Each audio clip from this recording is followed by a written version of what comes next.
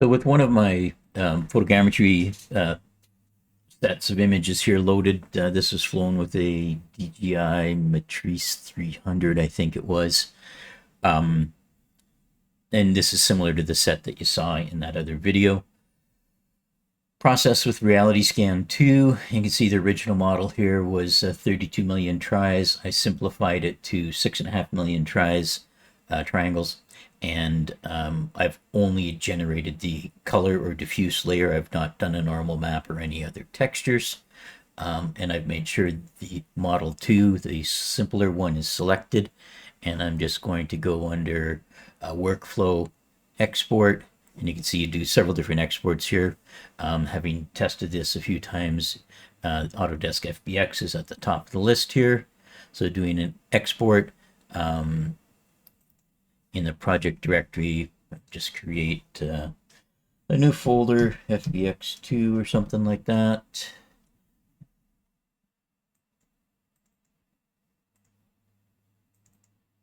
Export into here.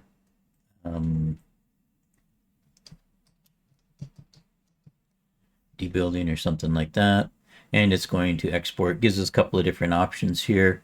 I've only got the single texture generated, but here it says export textures, yes.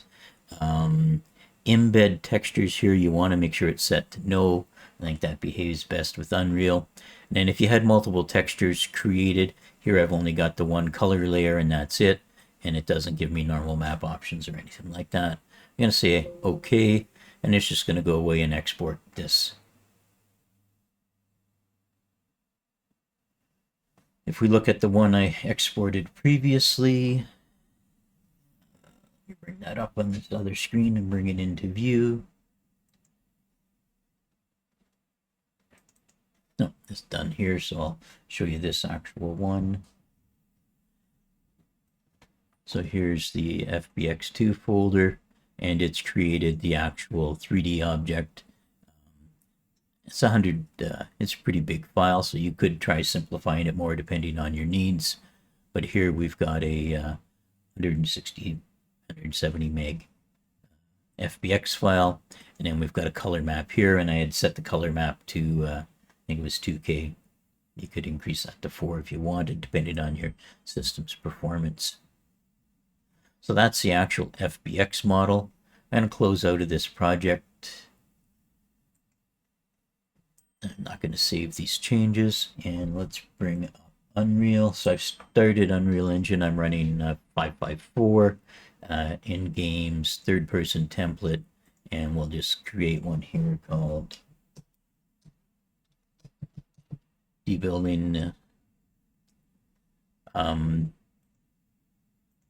to leave the starter content in. You can choose to leave it in or not. I'm specifically using Blueprint, and we'll create the project. When it opens here, we'll bring it into view.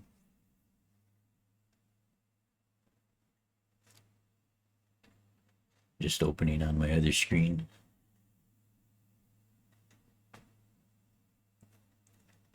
Okay, let's slide this into view here. I'm just going to create it on this layer. You could create a new level, but for now I'm just going to use this one, and I'm going to remove these walls just for view, and then create a new folder.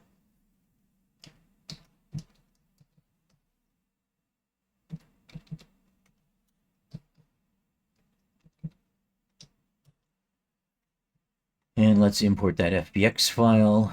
This FBX file will take a couple of minutes to import. So I'm going to take the debuilding file, drag and drop it on the content browser here.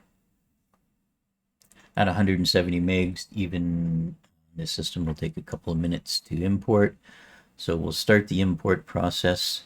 I'll likely pause the video here while it imports, and then we will start it up again. Let's do a pause here. So we're just doing the import, still running here. Be a couple of minutes yet, but You see it does take a little while to process all those triangles. So if you don't need that high resolution, you can scale it down, especially in the early stages. Once you're into presentation mode or something later on, you might want the higher res. But initially, I would go with fewer triangles, fewer faces. Okay, so the model is imported now. We have the texture, the material that's automatically generated, and the actual static mesh itself. We can drag the static mesh into the world here. Again, it'll take a second first time we drop it in.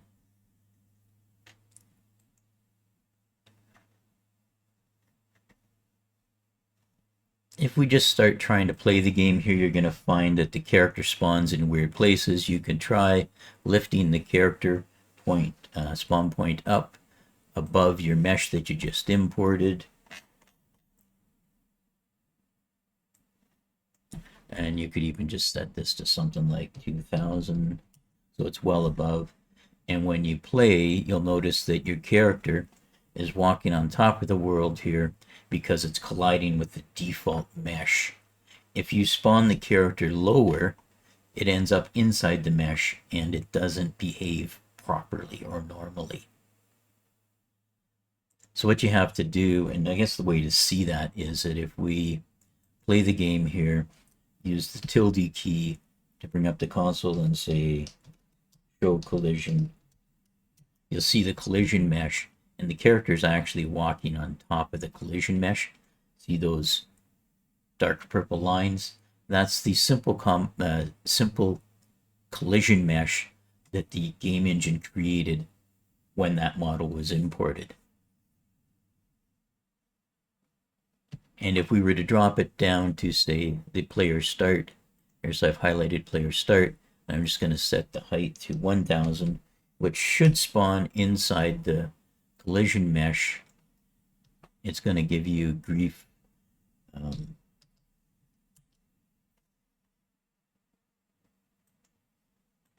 Not spawning properly, the collision causes it to move around.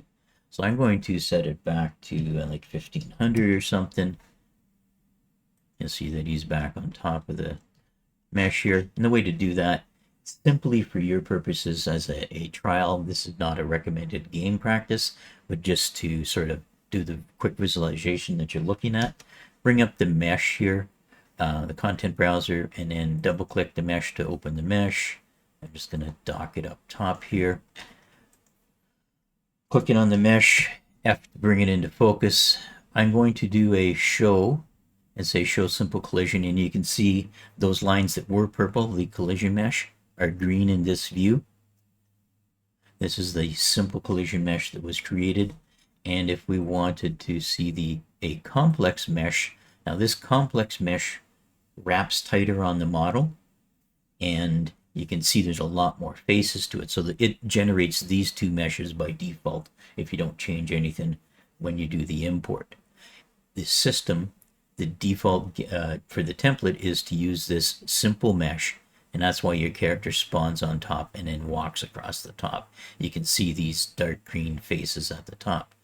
So the way to sort of quickly trick this into using what we're going to do is quickly trick the system into using this complex mesh as if it was the simple mesh, because your project is set to use the simple mesh. So up here under details, I'm going to say complex for complexity, and it's going to bring up this collision complexity, and it says project default, which is use a simple mesh. And down here there's an option that says use complex collision as simple. So this is going to switch it to use that light blue colored mesh as if it was a simple mesh. So I've selected that, and now I need to say save. And now in the game engine, when I play, I'm now running across the top of my building. You can see there's a little step in the model. And now I can run around in the model kind of as you expected. So that little trick about using the complex mesh as a simple mesh can help you a lot. Now this isn't a good practice for gaming and stuff like that, because it does take a little extra horsepower to calculate all these, especially if you have calculate the collisions. But to get you through some initial visualization, it's pretty handy. Now you'll notice that even here you can see the mesh doesn't closely match because the character is standing above the particular model, but it's going to give you a decent approximation. So hopefully this helps if you get to the point where you're importing that model. Remember, you might want to simplify the model a little bit in RealityScan so there's fewer tries, and you can even simplify it further and further and have a sort of test model that's a lower poly version, and then as you want to increase the quality of your presentation, go with a higher poly version and export it. So hopefully this has helped a little bit.